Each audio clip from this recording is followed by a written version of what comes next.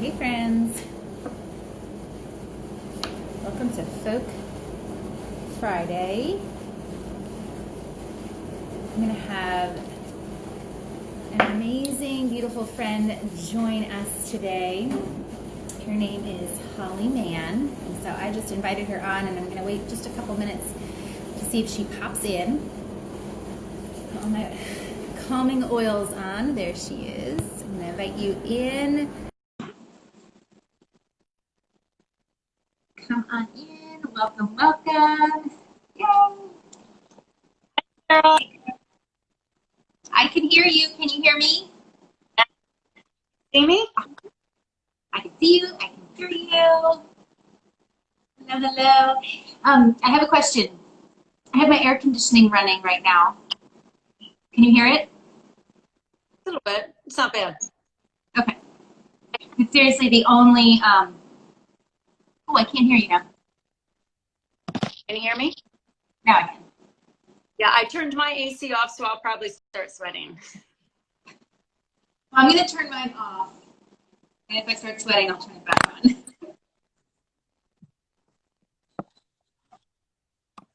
Okay. It's the only room in our house that we have air conditioning. I understand. Oh, that's better. Oh, well, welcome. I'm so glad you could join in today. Come on in, everyone. I want to introduce you to my friend Holly. Holly and I met a year, 2 years ago at like a women's retreat. Time flies. Yes. And I was just captivated by all the wise words that you shared with the women about just holistically caring for your body, your mind, your spirit, your physical body. And then I've been following you ever since. And then you reached out just a couple weeks ago, and we've been having these conversations that are meant for like a half-hour conversation, and they last for like an hour, even longer sometimes. So I don't know, every time we talk, I feel like we get on all these different topics. And so we're going to try to keep it to the topic that we planned on, but you never know, right? We could dive deeper. So Holly, would you mind introducing yourself and telling us a little bit about your story and where you're coming from and what you do? Absolutely. And you can still hear me okay? I can. Awesome. So I'm Holly Mann. I am of Fresh Habits, personal success and accountability. And I basically specialize in helping extended women reconnect themselves, fitness, primarily through the simple habits and routines and choices they make every day.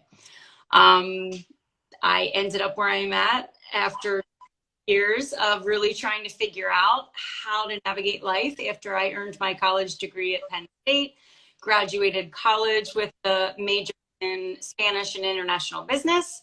I planned on working like internationally, marrying a Spaniard, flying back from America and Spain, and just having some kids to daycare, and it's go that way. And I'm through all of that. But, you know, one of those that I had this degree in college, and I was doing all the things I was supposed to do, all the things on my list of goals, and just found feeling very, like, restless. 1 second. For some reason, it keeps cutting it out. Cutting in and out. When I talk, does it cut in and out? No. Is this any better? I don't know if it's the Wi-Fi. Sometimes I'm going to move out here and see if maybe it's, I don't know if it's my Wi-Fi, but I have my extender in. So follow me. Bummer. I hope it's not. I know. No, this has done it before when I go live with friends. Let me grab my drink quick. Now there's absolutely no air conditioning. All right, let me just 1 second. Sorry.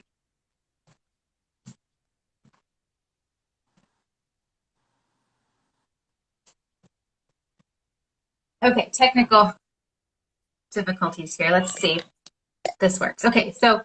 Did you hear anything I said? I did. I did. It just, for some reason, Tiff, you said it's not cutting out on your end. Maybe it's just on my end. I don't know. Well, Let's try it. well, so let's just try it again. Let me know if I need to stop.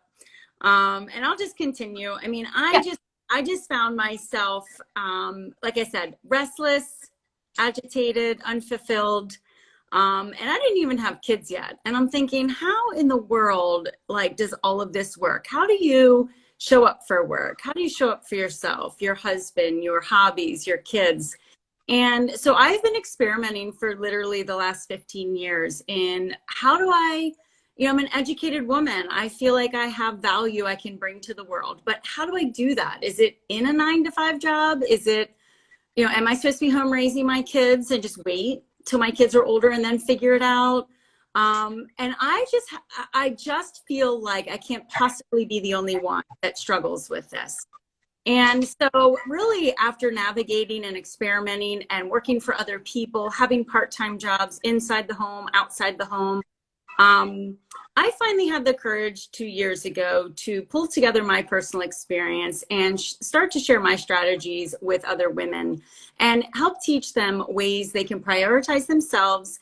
They can find a way to use their talents and generate an income in a way that's not the traditional 9-to-5, in my opinion, old school, antiquated way of earning a living, and create something that provides value, generates an income, and really fulfills me.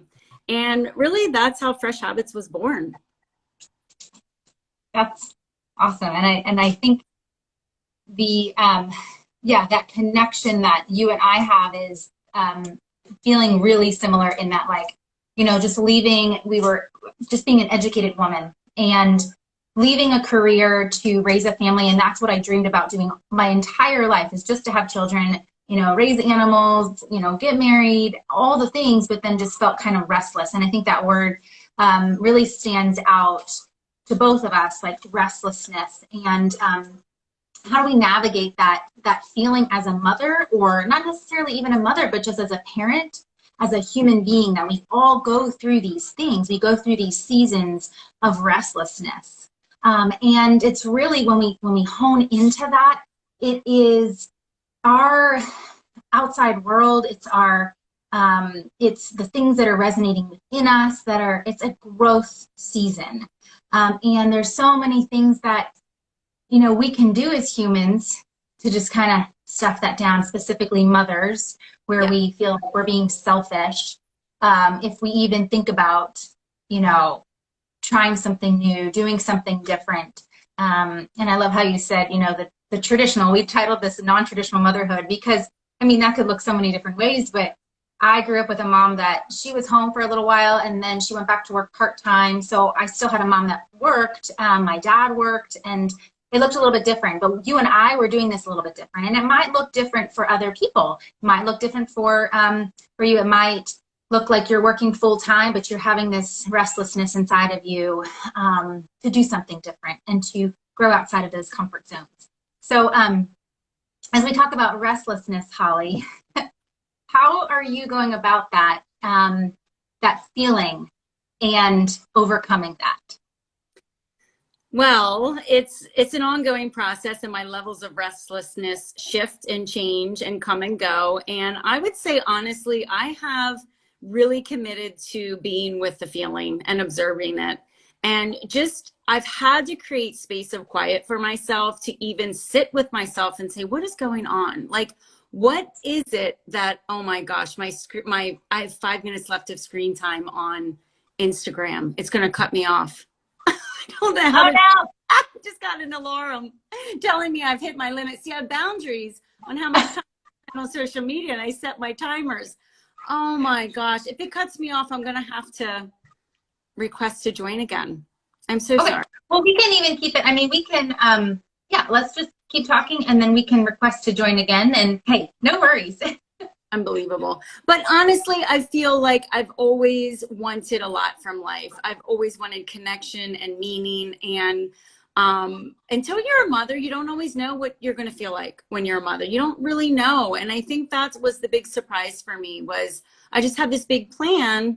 And then when I had kids, my mind was changing. Things were changing. I didn't know what I didn't know before. And I think that scared me because I was like, I should have this all figured out. And now my mind is changing and my emotions are changing. And I'm learning to label this discomfort of restlessness. It's a sign, it's an opportunity to check in. What do I need? What do I want? And what do I need right now in this phase of my life? I have preteens right now that the questions I ask myself now are much different than when they were babies or when they were in preschool. And I think that's just something I'm learning is we continue to evolve and grow, and there's nothing right or wrong about it. It's just really being in touch with your own core values, your own core desired feelings, and kind of showing up for yourself like that in such a big way. It's so funny. Natalie just wrote upper limit problem with my Instagram shutting off because yes, this is, we'll talk about an upper limit problem later, but yeah, I agree. How about you? Yeah, when I feel that, my husband he's really in tune with me, and he's like, "What's going on? You're up in your head. Where are you?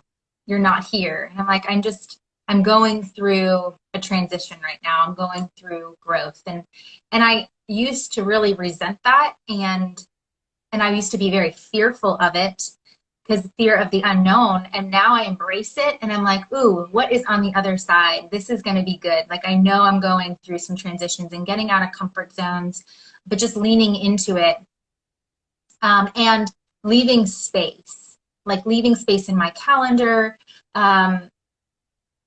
Really like me waking up earlier and having quiet time, journaling time, and looking for opportunities. I always ask God, okay, show me a sign, show me a sign. And like a feather is always like when I see a feather falling, or that's just always my sign. And like out of the blue, like I'll see those little signs. And so just asking for signs, and for direction, but just leaning into it rather than fearing it and staying stuck, because then that's like that stirring in you that I want to do this, but I'm scared. And then you don't do anything. And you look back over the last week, the last month, the last year, or couple years, and you are nowhere. You're the same place you were. And to me, I don't like that feeling. I like to be moving. I like to be evolving into a better version of myself, not just for me, but for my family too, for my children, for my girls to see that, you know. We've been conditioned to label that growth and that feeling of like uncomfortableness as something's wrong. We should be afraid of it.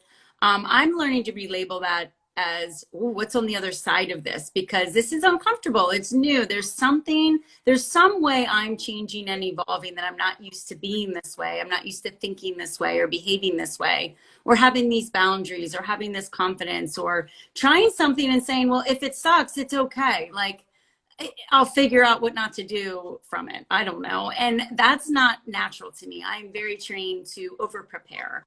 Don't do it unless you're certain. And that's, I find ridiculous now. And I'm so grateful that I've learned to see that in myself as in my own upper limit problem of like being so scared of the unknown instead of really wondering with curiosity, what could possibly be the best outcome that comes for me really doing what I want to do. And if you're not clear on what matters to you in life and what your goals and priorities and your core values are, the world will tell you what they should be. And I don't like that. I don't like to do what everybody else is doing. But that's also scary and lonely sometimes. As many of my friends I have these conversations with, you're shedding old patterns, you're shedding old habits and routines.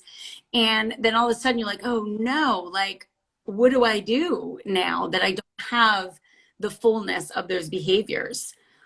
So that's something I want to encourage people to recognize the discomfort is natural and it's okay. It's just signaling growth. Yeah. And just take it and be in tune with that signal. However it feels in you, take it and lean into it. And that's one of the reasons you reached out to me. You were shedding that old space. And as our children grow and and they change, we change too. And our friend circles change as we grow and evolve, as mothers, parents, humans. our friend circles change too, because we're not the person we used to be when we go through these growth phases. And it's important to just be okay. And we talked about this. It's okay to be in that unknown space with maybe very little friends, but then being brave enough to reach out and connect with other people that have those new same core values and beliefs, because those are, those change along the way. I mean, you do definitely have the same values, same belief systems, but they evolve as well too. Would you agree? Absolutely. They were refined. I should say they get refined. I change my mind all the time now, and I allow myself to change my mind. I say, now that I am in this phase and I'm dealing with this, I'm going to reevaluate what I think and what I do and what I say and what I believe. And I would never change my mind before. I would be so committed to my plans and so committed to being loyal to myself. And I said I was going to do this. I have to do this at all costs. And I would ignore my gut feeling of, this doesn't really feel right. I don't know that I want to be doing this. I don't even know why I'm doing this, but it's just that navigating and allowing yourself to change your mind. And I think the biggest inspiration I have right now is knowing that my girls are watching me and they are going to have to face this conversation for themselves. Are they going to college? Are they going to have a traditional job working for somebody else? Are they going to raise their kids and not work? They're going to rely on somebody else to financially, hold the family together. There's no right or wrong in any of these decisions at all. But if you're making a decision that doesn't feel good to you, life is going to be heavy. And I just know that I want my girls to know there's multiple options of ways to engage with life. There are ways to generate money that may require a degree, may not. And really get in touch with like what it is your interests are, what groups do you feel like you closely belong to, what are your gifts that you have to share with the world. And your gift might be raising your children and not working for a while. And I don't want it to come across that women have to find a way to work. That's not what I'm saying. But for me, I did want to contribute financially to the family. I did want to participate in that way. And to be honest, for many years I had to work. And, that's just something my husband and I had to figure out for ourselves. So yeah, knowing the girls are watching and observing and watch me mess up and say, it's okay. Like, oh, that didn't work. I'm going to try something else. I'm going to find a new group that supports these conversations, that does value these things. And, you are definitely somebody who I admire for your non-traditional approach to living life and your engagement with your girls and the land and the earth. And I'm just grateful I had the courage to say, hey, I hope this isn't weird, but I'm reaching out because I like what you're doing.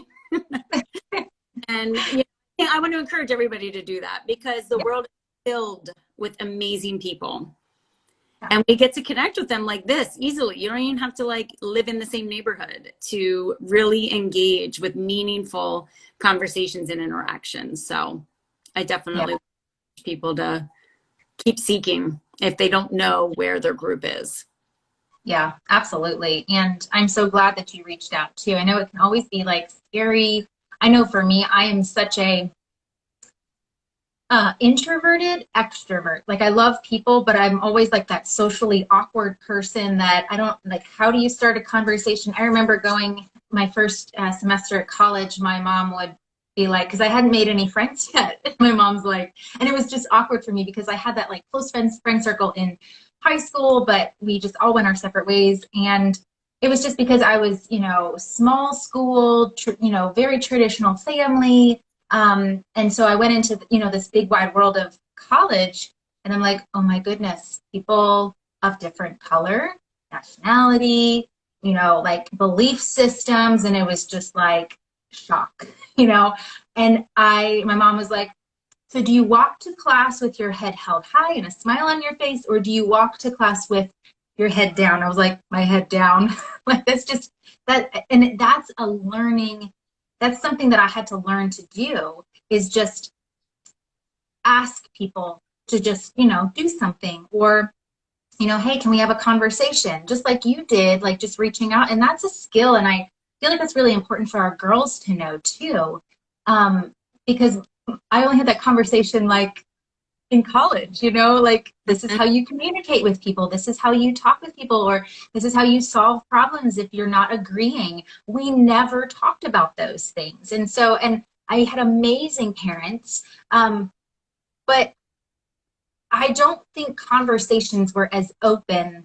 They definitely weren't as open as I'm hoping to bring my girls and yours as well, and so many other mamas I know that are having just these hard conversations, or just more open conversations of, let's just say it, sexuality, communicating with human beings, and how to ask forgiveness, how to say I'm sorry, what do you want to do for the rest of your life, you know, and just even at that young age of 6, asking those questions and cultivating that communication in your family. Absolutely. And I'm fascinated by the power of the conditioning process, which we all go through as we're being raised by our parents. It's never to criticize or judge our parents, but we learned what they knew to share with us. We learned their perspectives on life, on money, on career, on success, ways women should speak, and things they can and can't do. And that changes and evolves as we progress through life. And whether, you know, I'm conditioning my girls right now, and I'm hoping I'm conditioning them in the best way possible, but that is reality. And I want them to understand that having different perspectives is totally healthy and appropriate and okay. And there's a way to engage and learn from each other, and shift and change and evolve, and not be stuck, and know that the things you think are just one perspective. There's a whole world of perspectives that you may find is more aligned with you than maybe what I'm telling my kids right now. And I won't judge them if they say, Mom, what you told me doesn't make sense to me. I don't think that. I don't believe that. I want to do things differently. I'm really working on receiving that from them and saying, okay, like, that's what I think. And I think that for many different reasons. And I'm sharing with you, but I'm not controlling my kids. I'm not, you know, telling them they must believe this or do things that way. But in terms of like working and being a mom and a woman, I think there is such an opportunity for women to be women in the workplace. And, you know, my goal is to work the least amount of hours possible and create the biggest value I can. Because I don't have 40 hours a week to work. I don't want to work 40 hours a week. I don't want to drive somewhere and be there and be in a commute and be in a suit and take all those hours when I could maybe go out into my office and in 2 or 3 hours a day, do what I can to generate income, provide value, create impact in the world, and then go back in and move on with my life. Do the things that matter. If you care about your health and wellness, and you're eating well, and you're exercising, or meditating, or praying, or getting your sleep, or engaging with your family, there's only so much time to do these things. And that's where I like help women really figure out the simplest habits that they can adopt, the simplest routines that give them the most impact. Because if you care about all of these things, you have to put that puzzle of life together. And I'm used to seeing people work 9 to 5, Monday through Friday. You live for the weekend, you go away 1 week a year. And again, I'm not criticizing that. It's just, I want more than that. I want more time to engage with life outside of work. And I have had a lot of people laugh at me thinking, how are you going to generate money working 2 or 3 hours a day? And I'm like, I don't know, but I'm going to try it. I'm going to really try this because that's all I really want to give. And it's not because I'm lazy. It's not because I'm not a hard worker. It's because I value so many things. And life is much more than just clocking in and clocking out. Absolutely. Absolutely. And I'm at the same, you know, I coach women as well. And so much of the health concerns that they have is stress. And that stress is coming from a maxed out schedule, because work has its own stressors, whether they're part-time or they're clocking in 9 to 5, 5 days a week. And again, no criticism there. I was right there. I remember those days. And when my girls are like, Mom, you're on the phone, sometimes they check me. And I'm like, yes, I was on the phone but I'm working. But then I have to think to myself, was I working or was I scrolling or was I just obsessing? And then I have to think to myself, I remind them, you know, girls, I could be going to school, teaching, having to come home and do lesson plans and grading, and it would be a lot of time, you know, taken out of our day. Or I can be home. We created this new way for mommy to be home and work from home. But that stress of the 9-to-5 job and then raising children and then the grocery shopping and making sure that you're eating healthy and the laundry being done. I mean, I'm getting stressed just thinking about it. Like, there are so many other ways to do this and to bring in an income when you can think outside the box of what we have been programmed to do for the rest of our lives, right? 40 hours a week, 40 years, you know, it's. And I want people to start to question the advice we all get of spending how much money on a college degree. You know, potentially $100,000 it's not hard to do that. But we're never taught to invest in ourselves, to spend money on things that improve our self-worth, things that improve our awareness and perspective, because that is how I've changed the most over the last 2 years is, you know, being with a mentor, hiring a coach, having conversations that are the non-traditional conversations. We're taught to invest in government retirement plans, in our secondary education. I just think there's so many different ways to explore and really like press the boundaries of like, is that the only way? And the more and more I talk about it, the more women I find who absolutely are fed up with the fact that they think that's the only way and that's the direction their children have to go. It's just such an opportunity, whether you make jewelry, whether you sell oils, whether you clean houses, it really doesn't matter. There's a way to take what it is you have to share, the things you love to do, and package it and make it something that is so fulfilling, so rewarding, impactful to the other people. And I don't know, I'm just on a mission to continue to have this conversation with women, because once you get into it, it's just like the creativity can start to flow. You're not suppressed by the pressure of all of those other things you just mentioned. Having boundaries of understanding, I can't volunteer for every single thing I'm asked to do. It doesn't mean I'm a bad person, but if I say yes to everything, there's not going to be one moment for me to do the things I want to do. And what I want to do is sleep. I want to get my sleep.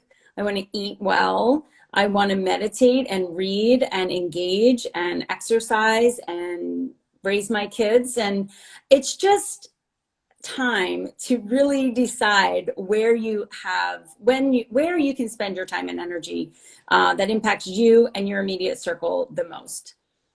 Yeah. And, you know, another friend wrote this, and Brooke and I often talk about this. You have 18 beautiful summers with your children. And I'm on summer 11. I'm about to cry. I get emotional. And I'm like, where did it go? You know, we're just rushing. What? To earn an income, to live the, you know, the life that we dreamed of, when we have that dream right in front of us, our children. Mm-hmm. And, you know, investing in ourselves and being present with them is the most valuable thing that we can give them and give ourselves. So it's time to just, I don't know, push boundaries and experiment. And like you said, what's the best thing that could happen? Right? Yes, absolutely. And checking in with yourself regularly with 2 simple questions. What's going really well for me right now? And what's not going well? And honestly, just asking yourself those 2 questions on a weekly, monthly, quarterly basis, that has been the most eye-opening conversation with myself that has guided me to make little small changes of like this, you know, this is just not working, and it's okay, it's not working, but what am I going to do to make it better, to change? And yeah, I'm on summer 14, and I hear you, like, and you don't have your kids for 18 years. They may live in your home for 18 years, but they're getting jobs, they're hanging out with their friends, you basically see them come and go for the last few of those 18 years. And I don't like to be overly, depressed about it. It's a natural cycle of life. I can't wait to see them engage with their adult selves. But it does go very fast. Yes. Yes. So as we're wrapping up here, I want to know if there's any questions. If you guys have any questions, go ahead and just ask Holly and I. And Holly, do you have any tips as to just either how to work through this? Ooh, am I? You're good. I hear you. Am I good? Yeah. Okay. How to work through this restlessness? How to, push back the walls, I guess you'd say, or just take down the walls of what we've traditionally been raised to do, like that 9-to-5 job, how to push into our gifts, like anything, any tips that you have that maybe we can recap on. Maybe, I know you shared some things throughout here, but anything that you can recap on that women can like leave with after watching this. Honestly, checking in with yourself and just having a moment and saying, what is going well? What do I need? What do I desire? What do I need to let go of? We have to upgrade as life evolves and changes. And if we continue to hang on to every single thing we've ever thought or done or believed, there's no room to receive what's coming to us. There's no room for the opportunities. Things get heavy, you get bogged down, you feel stuck. So honestly, I check in with myself every month with some key questions. And engaging in conversations like this, I leave every conversation that I have like this feeling. I feel seen, I feel heard, I feel like I'm not alone. And the last thing would be a specific book I would recommend is called The Big Leap by Gay Hendricks.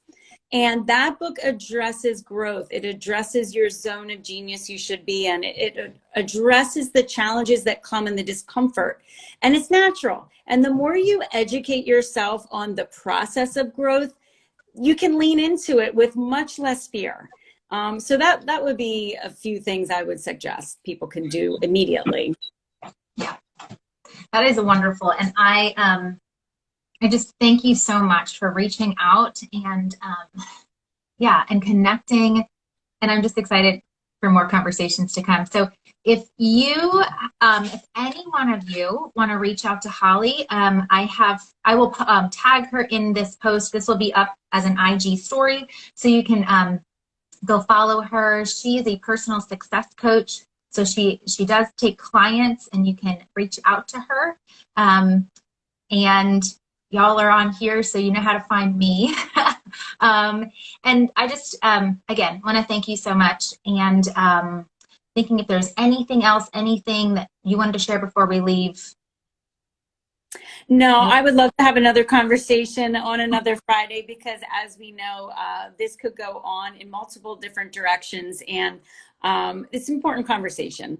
It's ongoing, and there's a lot to pay attention to and let go of and uncover. And I'm looking forward to many more meaningful conversations with you and the community.